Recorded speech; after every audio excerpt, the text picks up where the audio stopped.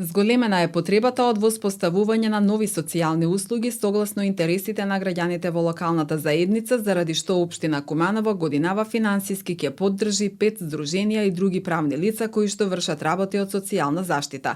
Услугите што ги нудат здруженијата и организациите се бесплатни, со кои општината ќе потпише поединечни договори во однос на обврските кои треба да ги исполнат двете страни, а имаат и обврска до крајот на годината да се лиценцираат. Додовме до заклучок дека се потребни нови иновативни социјални услуги и заради тоа финансиската поддршка и подготовка на воспоставување на нови иновативни социјални услуги на територија на општина Куманово, пропишани со закон, го пуштивме јавниот оглас во кој установивме дека потребните нови услуги се услуга за информирање, упатување, услуга на стручна помош и давање поддршка, услови за советување, услуга на домот, услуга за дом, услуга за заедница, вон заедница и така натаму.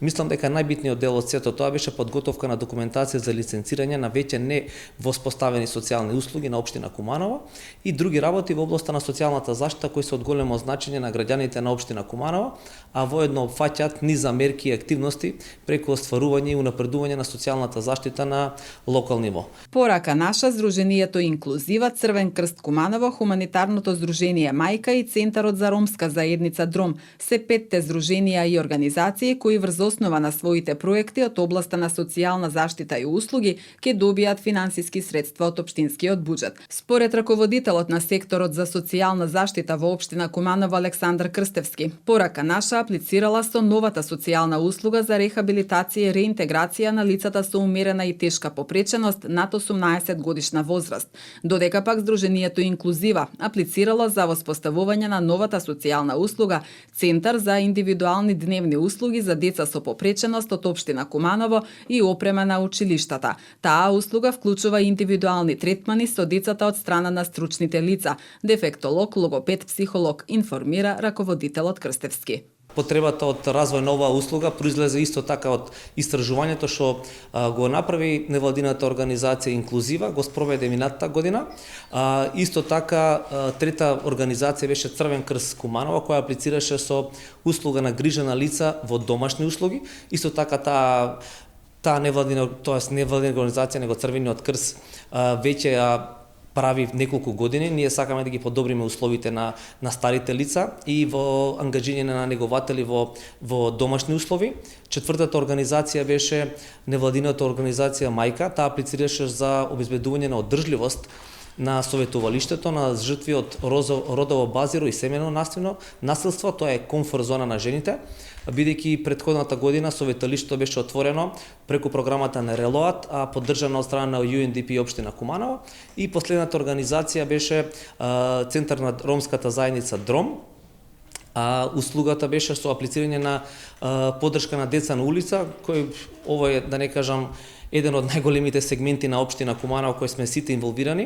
Оваа услуга опфаќа тргање на деца од улица, нивно неколку часовно здружување во центарот, каде што ќе се работи со нив на личните хигиенски навики, вклучување во образовниот процес, учење на пишување, помагање во домашните задачи. Една од алинеите беше помош при аплицирање, тоест аплицирање за лиценцирање на невладините организации.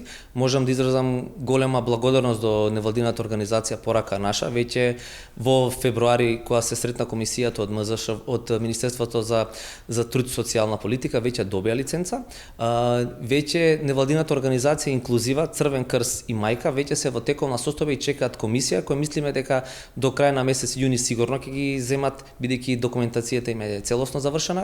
И исто така невладината организација Дром веќе сме во подготовка на сите документации кои им се потребни на нив и веќе заедно ги завршивме сите потребни документи што веќе тие ги немаат, да ги завршиме до крајот на тековниот месец и мислам дека веќе од месец април ќе бидат целосни и тие ќе аплицираат и ќе добијат лиценцата. Што е битно со лиценцата, бидејќи многу сограѓани не се запознаени, секоја организација невладина која ќе ја добие лиценцата, лиценцирање, имаат право преку министерството директно да аплицираат на нивниот повик и да не кажам 100% зависи од буџетот на Република Македонија, согласно тоа тие добиваат директно средства од министерството. За проекти за нови социјални услуги општина Куманово одвои 3 милиони денари. Според одлуката на Комисијата за социјална, детска и здравствена заштита, најмногу средства во висина од 1,4 милиони денари се предвидени за работа на Порака наша, 800.000 денари за инклузива, по 300.000 денари за Црвен крст Куманово и за Дром, и за хуманитарното здружение Мајка одвоени се 200.000 денари.